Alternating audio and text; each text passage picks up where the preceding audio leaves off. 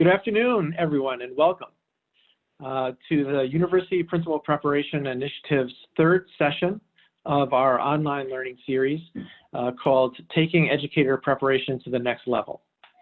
This five-part monthly series highlights research, best practices, and strategies aimed at improving educator preparation and specifically principal preparation. This work could never be more important. I think nationally we're facing a number of challenges and the national pandemic has highlighted a number of challenges within our educational system. Many of them can only be solved through additional professional development and strong preparation that will last through this generation of educators and possibly into the next generation. Our preparation programs have always been dynamic and responsive to our national education outlook. And now's the time to revitalize and shift those education programs to our current national situation.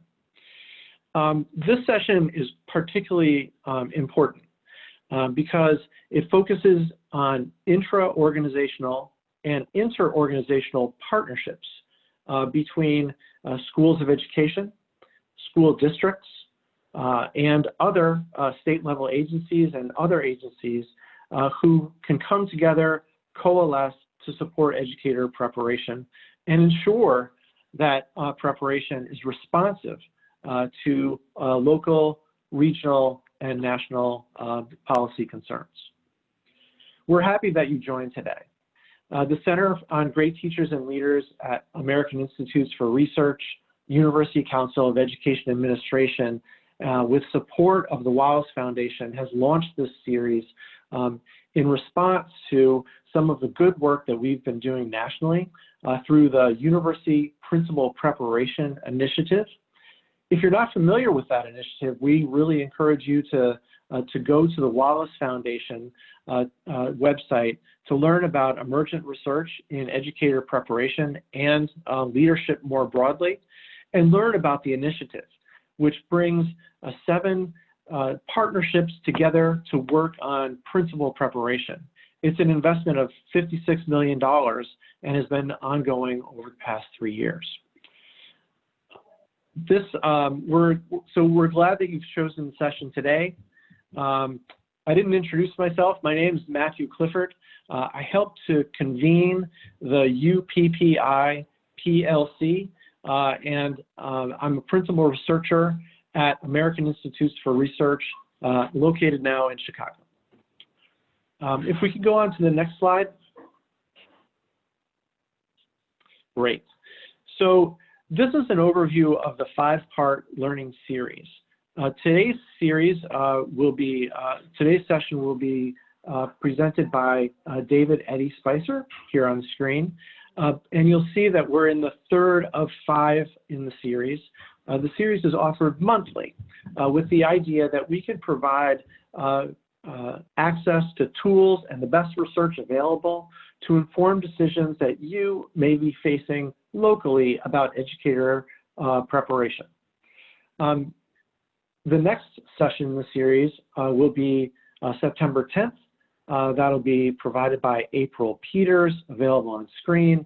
And then finally, October 8th, Monica Byrne Jimenez will present a capstone presentation on the learnings that have occurred throughout the series. And then, so if you could advance to the next slide.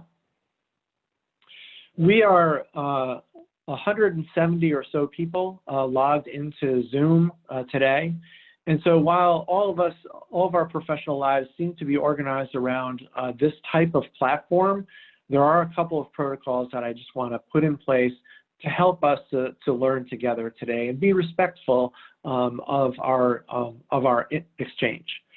So first, if you could mute your mic, that would be very helpful. I know that we're working from home and there can be some ambient noise, and so we want to make sure that the mic is muted. Similarly, if you would like to use the video, that's fine, but oftentimes that raises bandwidth issues and can cause your browser to close, or it could cause you to have technical issues. So we'd encourage you to hit the stop video button to conserve bandwidth. And then next up, the chat. We encourage you to raise content-related questions in the chat. David is going to introduce some really interesting ideas about partnership today, and we want to hear from you. And so David will be monitoring the chat, as will I. I may be responding in chat, but we hope that all of us will feel comfortable responding to one another and having a conversation. To do that, Zoom has two options for you. So if you're interested in starting a chat, you'll need to click the chat button. And at the bottom, make sure that you're chatting to everyone. The default is to just send your chat to the presenter, so you have to make a choice. So please chat to everyone. If you have technical issues that you can't solve on your own, please use the Q&A button located at the bottom of your browser screen in Zoom to raise those technical issues to us. My team is incredibly competent, much more than I, on the use of Zoom, and they're here to help you and support you with technical support. And then, of the 171 people logged into the registered for the session today, about 50 are from the University Principal Preparation Network. We would encourage everyone at the within UPPI to join our discussion session, which occurs immediately after this presentation. The discussion session offers an extended opportunity to hear comments from David Eddy-Spicer and also work in teams to apply the knowledge that David is sharing to the ongoing work of UPPI. And that's really the intent of this e-learning series. So without further ado, I'd like to briefly introduce David Eddy-Spicer, who is a professor of leadership at the Curry School of Education located at University of Virginia. And I say brief because David's full bio and is available at the Center on Great Teachers and Leaders, and you can click into his personal website through a link in the bio page. I'll give you a couple of my quick impressions in working with David over the past several weeks.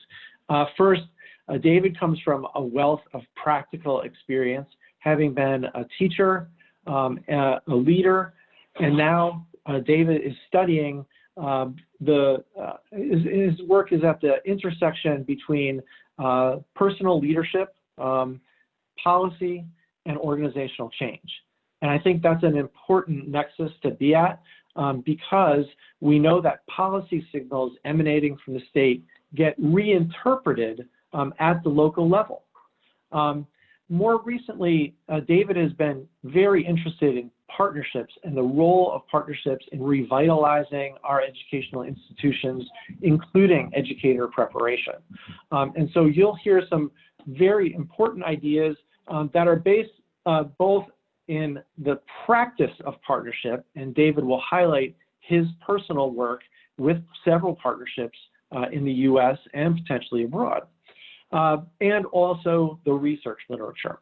And so David has that great capacity of working in both fields sort of simultaneously and thinking about his personal experience in relation to the observations of his own research and other researchers. So without too much further ado, thank you very much again for joining, and I'll turn it over to David for his presentation. Great. Matt, thank you so much for this opportunity to present my work. I've really enjoyed working with your team, Nora, Tammy, Candace. I really appreciate AIR's support, and as well as the support of UCEA and Wallace. So I want to talk today, I'm going to go ahead and share my slides. I'm going to try not to talk too fast, but I'm eager to share a lot of things with you. So I am going to move ahead to the slides. So I'm going to talk about four main things, and I want to give you some really clear and crisp ideas about partnership that come from my experience, drawing on a lot of experience that comes from people in the room here, in the larger Zoom room, and that tries to take partnerships to the next level. And I think that's where we're really challenged right now around this idea that I'm going to discuss about the brutal audits that demand that we focus strategically on partnerships in a different way than we have so far. So I want to talk about that different way as being something about building organizational resilience in the partners that are part of the partnership, as well as in the partnership as a third place. And specifically around mutual adaptation. How do partners begin to dance together in ways that can build that organizational resilience? And then leave you with some ideas and tools for your own work. So that's where we're headed today over the next 35, 40 minutes. I'm eager for your questions. At this moment, I'm going to keep on talking. It's not a mode that I'm very familiar or comfortable with. I'd love to be interactive, and I hope to be interactive with those of you who resonate with these ideas. But for the moment, I'm going to keep going, and I look forward to your questions in the chat or in the Q&A. So here we are. I wonder, extra points for anybody who knows this dam and can enter the name of the dam in chat. I'm not going to be looking, so you'll have to get your extra points later. But this is the Kalaba Dam. It's on the border between, it's on the Zambezi River on the border between Zambia and Zimbabwe. And the Kalaba Dam has one of the largest reservoirs in the world. And the interesting thing about the Kalaba Dam is that it's building its own grave. Essentially, the floodwaters in the Kalaba Dam have become so intense and so deep, they're undermining the dam structure itself. And you can imagine the consequences downriver for what would happen if the Kalaba Dam failed. I think we're at a point, a similar point right now as the Kalaba Dam is, because of this brutal audit, these three brutal audits that are facing us. One, most obviously, is the pandemic. And then as a result of the pandemic is the economic recession. That's the consequence. And finally is the most enduring and perhaps the most, the most horrific of the brutal audits that we're going through right now is the growing awareness of the racial violence that has underpinned our society. And I think of that as the kind of plunge pool that this dam is building. That racial violence has sustained us, and we're now seeing that in order to overcome that, in order to bring about systemic equity and structural equity, we need new structures. We can't go with the existing structures. And for me, partnerships are an integral way that we can build those new structures. And I know some of you have already been finding that in your own work. In my work, I go back to a time when I was first a teacher. And I was first a teacher in the Peace Corps in the Democratic Republic of the Congo. And I actually had a chance to visit the Kalaba Dam back then. And it was amazing to me. I worked in a secondary school. It was a large secondary school, but still out in a very rural area. Attracted children from all over the region. Some children had to wake up, you might be familiar with these stories, had to wake up at 4 in the morning to get to school by 7. And then they had to walk back with friends at the end. And this really taught me about something that I've used a lot in my work called bricolage, making do and making better with what we have on hand. And that bricolage is essential in times of crisis. And that was what we were experiencing at that time. The malaria was endemic, HIV was rising, although we didn't know what it was at the time. Families were under stress, constant economic stress because of the structural inequities in that system. And yet people made do. They made do because of the networks that they were part of, because of the kinds of connections they made. I remember times when we were missing chalk and a kid raised his hand and said, oh, my father can get that. That's no problem. He knew where to dig in the riverbed to find chalk, and I had chalk the next day. When our blackboards cracked, we knew how to fix those. When our textbooks frayed, we knew how to bind those with twine. So it was this kind of bricolage that really helped us make something of what we thought initially was nothing. How do I connect that with where we're going today? Well, fast forward several decades, I won't name the number, but fast forward a number of years, and now partnerships have really become a focus of my work, and I'm very privileged to work with a number of people for whom partnerships has been a long-standing focus of their work, both on the practice side and on the research side. There are 3 networks of partnerships in which I've been most closely involved over the past several years, including Carnegie Foundation for the Advancement of Teaching's ILead network, and some of you may be part of that network. Thanks so much for joining us. The UCEA's Program Design Network, I've been a facilitator in that, had a wonderful time with an excellent group of colleagues looking really closely at issues of redesigning principal prep programs. And then of course the University Principal Preparation Initiative, Wallace's initiative, that's co-sponsor of today's event. And I've had a role as a facilitator. So that's the one I've had the lightest touch with, but I've certainly followed it because of the generation of knowledge that partnership is in particular brought about. So the notion that I want to foreground here has to do with how do partnerships help each other at getting better, help each partner get better. And that notion to me points to organizational resilience. Now, those of you who have heard this term before have likely heard it in terms of the environmental management movement or even crisis management. Even in industry, this notion of organizational resilience is a prominent theme in the literature. It hasn't been so much a prominent theme in the education literature, but I think it's really important to highlight that in connection with the partnerships that we're engaged in, especially leadership preparation partnerships. So this notion of organizational resilience is about the intrinsic ability of an organization to maintain or regain a dynamically stable state. And that brings me back to the village I was living in. How did the families there maintain a dynamically stable state? Well, they worked out their connections with one another, who had the resources that were needed at the moment. And in the same way, partnerships cultivate collaboration. We can even see this in this moment, the moment of the pandemic. AIR happened to just release a survey of school and system leaders in public education that's up on their website.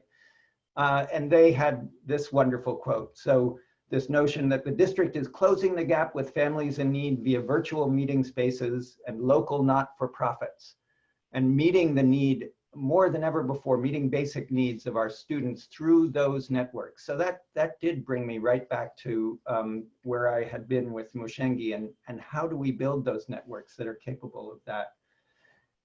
Here's a different image of the Zambezi River. Here's another image that's at a point in the river known for the Batonga people as the Shungu Namutitima. And the Shungu Namutitima is a place in the river that white people call Victoria Falls. But here we see the river spread out as it might have looked before the Kalaba Dam was there. The river is flowing around the land forms masses around it. And Namwali Serpal, who wrote the article, New York Times Magazine, that inspired these slides, had this wonderful quote at the end of her piece saying, "Those who had been living near Kalaba for generations knew that you don't stop a river, you move over and through it and with it." And that's what I really want to see our partnerships being able to do. And that's what the notion of mutual adaptation is all about, being able to move over, through, and with it, whatever we're facing. So here are some ideas that come from the broader literature, some of which are outside of education, some of which are connected with research practice partnerships, about some beginning elements, what I like to think of as the mortar that connects the bricks of partnership. So if you think of mutual adaptation as this mortar that holds together the partnership bricks, you see these elements very frequently identified: trust, I'm sure you're all familiar, anyone who has been as part of a partnership, no doubt you're very familiar with this idea of building social capital through maintaining relationships and initiating relationships, and trust is one of the essential ingredients of that mortar.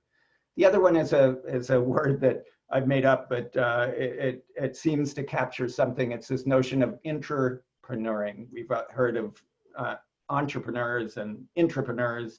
Well, this is interpreneuring. How do we, as a partnership, begin to spotlight, identify the people who may be over there in the partnership, who may be in the other organization, as those on whom we can draw to help us with our issues and problems, and to help the partnership grow. And that idea of tapping, entrepreneuring by tapping colleagues across the partnership is really essential to building that mortar. The other one is reciprocity. How can we see from each other's perspectives what we need to see in order to catalyze that mutually beneficial action that's going to help us all? And finally, humility. How do we have the humility to say, this ain't working, we got to do something else? And all of that, to me, wraps together, this mortar wraps together with the focus on learning. Developing the capacity for learning how to learn together. That's at the root of mutual adaptation. You'll see in this diagram, this V diagram here, something that Bruce Barnett and colleagues came up with as a typology for different forms of partnerships. And up at the top, the type is a little faint, but you can make out school districts up on the upper right, and on the other side, external resource agencies. So that could be a higher education, as it is in leadership preparation partnerships, or it could be a research outfit like AIR. But you'll see at the top, they're apart, wide apart, doing their separate things, parallel play, and then they slowly converge. So the implication in this typology was that convergence is what we're hoping to see. I'd like to think of it a little differently. I'd like to think of it as phases. So this notion of phases of partnership that we're engaged in this dance of mutual adaptation. So it may be part of our work is simply coordination. A lot of the work that we do at University of Virginia is about coordinating with other school districts around building cohorts of aspiring leaders. So that's a facet of coordination. Collaboration is a next level of complexity, but it's still a phase of working together, say working on a common course, working on a common curriculum, working on our programs together, developing programs. The idea that many of the excellent teachers that we have in our programs are drawn from the districts with whom we work, with which we work. And then co-construction. How do we build something together? Maybe it's a new micro-credential. We've done that before with folks and exchanged levels of information in a more detailed way. And finally, transformation. I haven't seen this so much, but it's happened certainly in the research world where there's a spin-off, a way of developing something new. And I'd like to think that in the truly mutually adaptive partnership, we move in and out of those phases. And maybe there are some that are running parallel, depending on the kinds of things that we're doing. But in the truly functional partnership, we're moving in and out of those. So I've been talking way too long now. Here's a question for you. I'd like to know, for those of you, I'm hoping many of you are involved in partnerships, or some of you may be interested in developing them, that's fine. I'd like to throw out a brief quiz to see where you would put yourself, how you would position the partnership you're involved in, if you're involved in a partnership, how you would position that with these phases that I've identified. So Anura, if you wouldn't mind launching our poll, and if you could just take that poll, I'll talk over it a little bit as I go. And this notion of moving back and forth between these phases is a real key to learning how to learn together.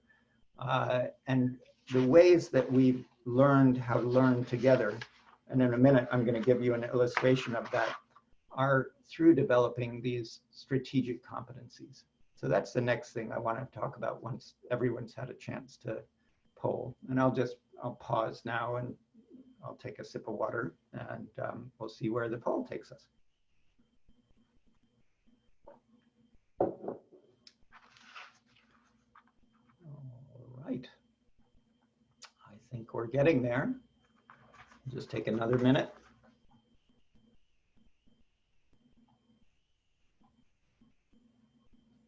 All right.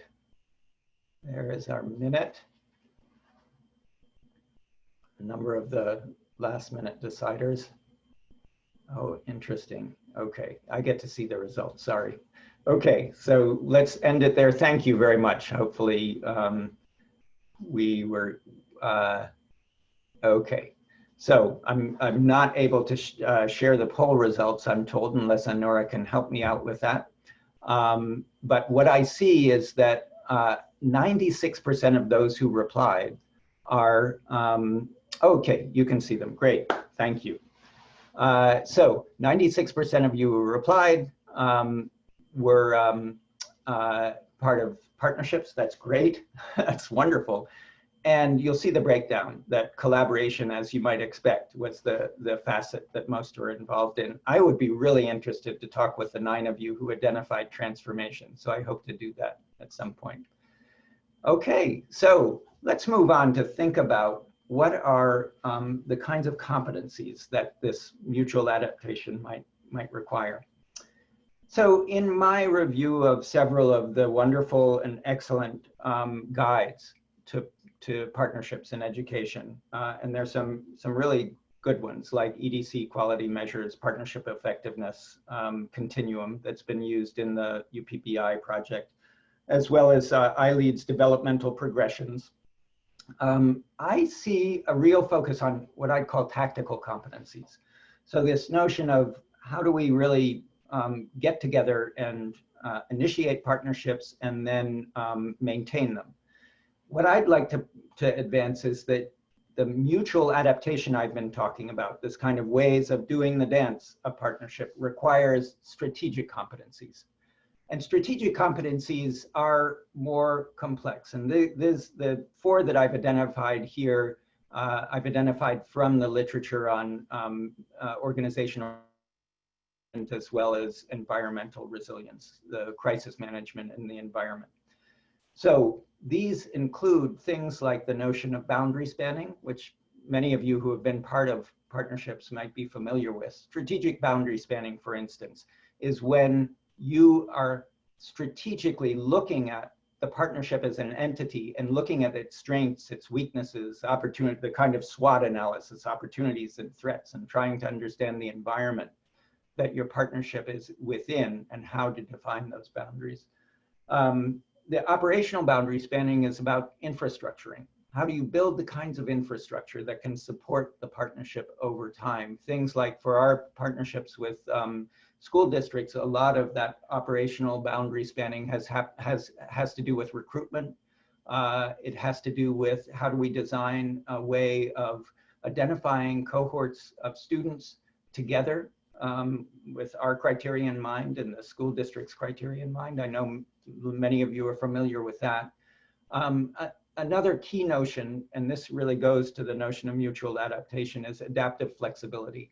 And here, I really like the term rule bending, and that was a term that a mentor of mine, Harry Daniels at Oxford University, used to describe. He studied how partnerships in the UK were working together in education and health, and community organizations were working together.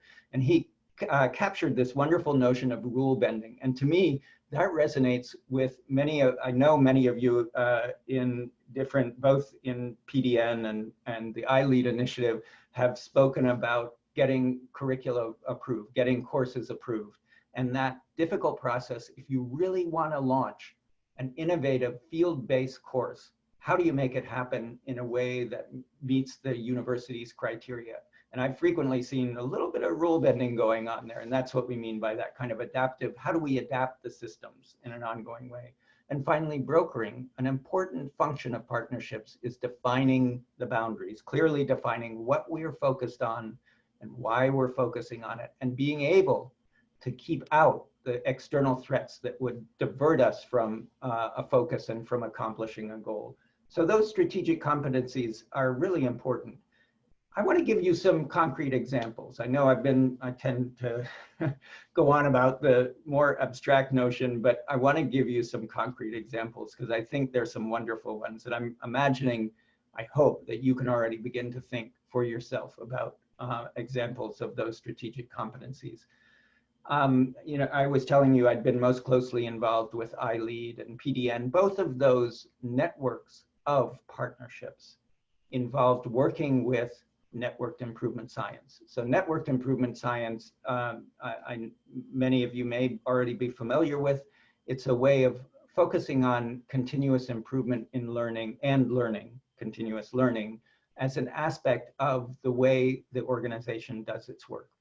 So both of those focused on using networked improvement science as part of the work. I want to focus in particular on University of Virginia's partnership with Chesterfield County Public Schools.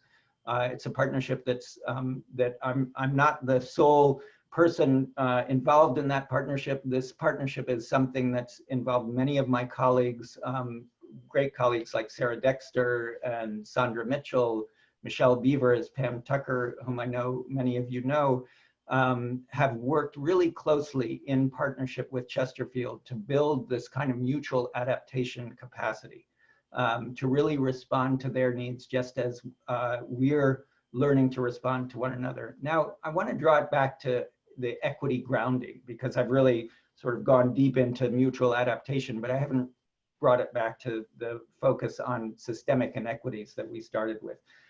Well, it happens that our partnership with Chesterfield is fundamentally based on a strategic plan that Chesterfield has and a strategic objective that we have at the university to really focus on equity as a core, systemic equity as a core, both a learning goal, learning orientation in our coursework, as well as a focus in the district. So this colorful representation, it's hard to take in a glance, but what it tries to show you is that you'll notice the pivot point here is leadership prep.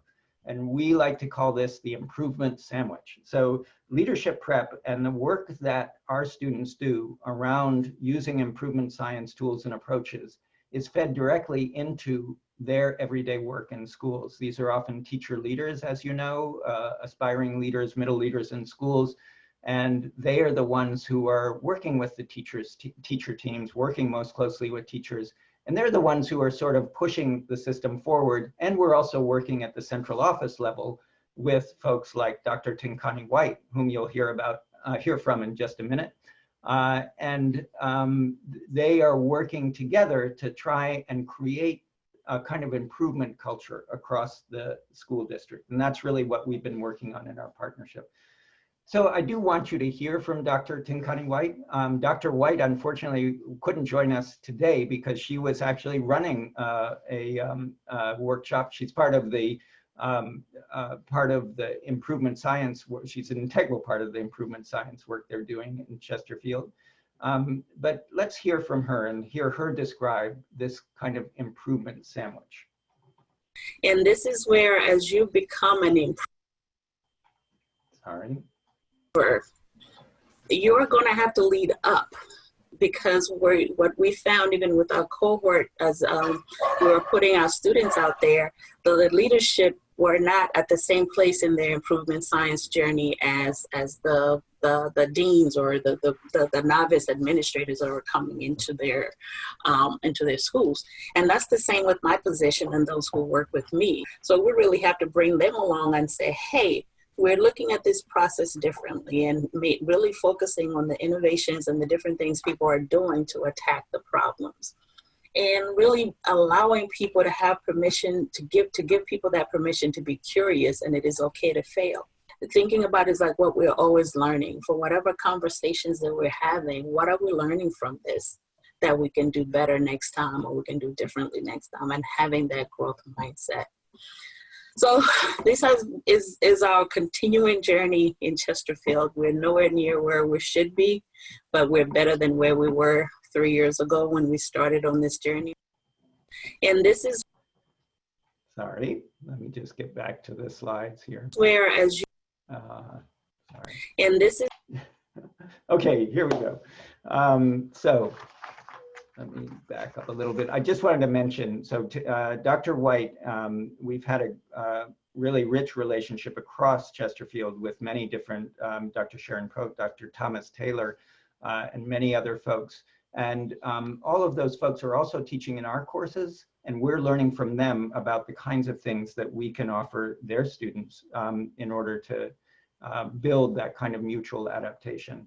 What I'm showing you here is just a snapshot of where I think this is heading. What we're doing in the ILead initiative, the broader ILead initiative, is building a regional alliance that we're trying to kind of spread reinforce this notion of mutual adaptation and with a focus on equity across several different partnerships.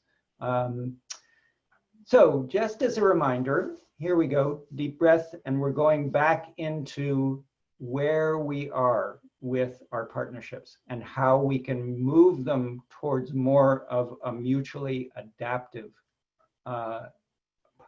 positioning with one another. So in each of these pieces of mortar that I described earlier, there are essential elements.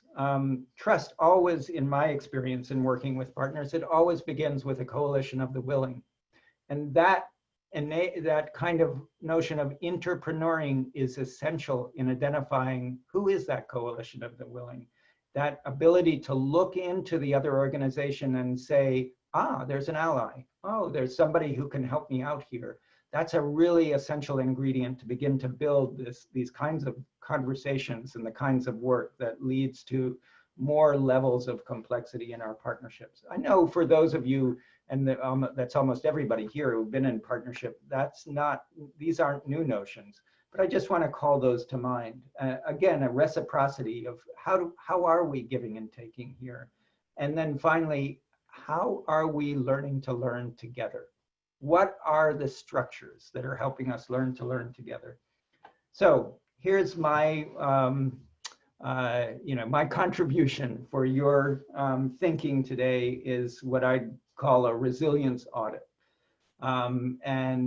You'll see in the handout that's available on the AIR page for this webinar, there's a handout that goes into more detail with sources for the resilient audit and where I got these ideas from. But it basically comes from, in part, the research practice preparation world, as well as environmental management, crisis management, and organizational change literature.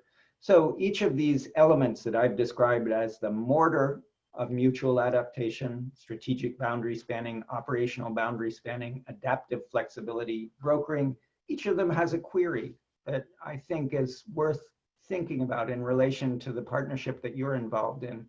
So you can identify a particular phase you may be in and identify the sort of things, the elements of that phase that are leading to or contributing to where you are right now and how you might build on that going forward. And that's what I have for you today. So thank you so much for allowing me to present some of my ideas and thoughts that are drawn from the ideas and thoughts of many others and draw on the work of many others. So I'm very appreciative of the colleagues who have helped me put these ideas together. I appreciate AIR, UCEA, and Wallace for allowing me this opportunity to share them. David, thank you so much for introducing all of these really important ideas to us. I think, as you know, from my perspective, as budgets shift and change, and as schools need to draw on more and more talents to make things happen for kids and for teachers and principals, it makes sense that we're working more closely in partnership because that sort of helps us, as you said, helps us to be resilient and also insulates us from a lot of the shocks that we're sort of experiencing at the same time. This is my role is to say that really these ideas are important, and they're big ideas, and we know that in the short amount of time that we have with you all today, we hope to introduce some things, and we would encourage you to really follow up. So if David's able to bring up the last slide, that would be swell. But we hope that you can reach out to David. His email address is here on the screen, or to me, to raise questions about some of the ideas that we've been putting out today. We hope that you will also complete a short 3-question poll, which asks you about your response to this webinar. So that'll be placed into the chat momentarily. We really care about your feedback, and so we take all of your responses really seriously. And if you have additional responses, would like to send us an email, please reach out to us in that way. We encourage it. If you're interested in joining the remaining 2 webinars, we would encourage you to go to the Center for Great Teachers and Leaders website and register for those. So all of the links are located there. And then as a reminder, UPPI network participants, please do close this browser and then click the link to join the discussion session immediately following. We are opening up the discussion session as a way of kind of unpacking some of the ideas that David has put forward, but also extending your team planning and having a conversation about these ideas with your team. So again, thanks to everyone who joined, and thank you so much, David, for presenting these ideas to us. We really appreciate the work that you've put into this presentation and the ideas that you've given to us. It's a real gift, and we appreciate that. Thank you very much, Matt.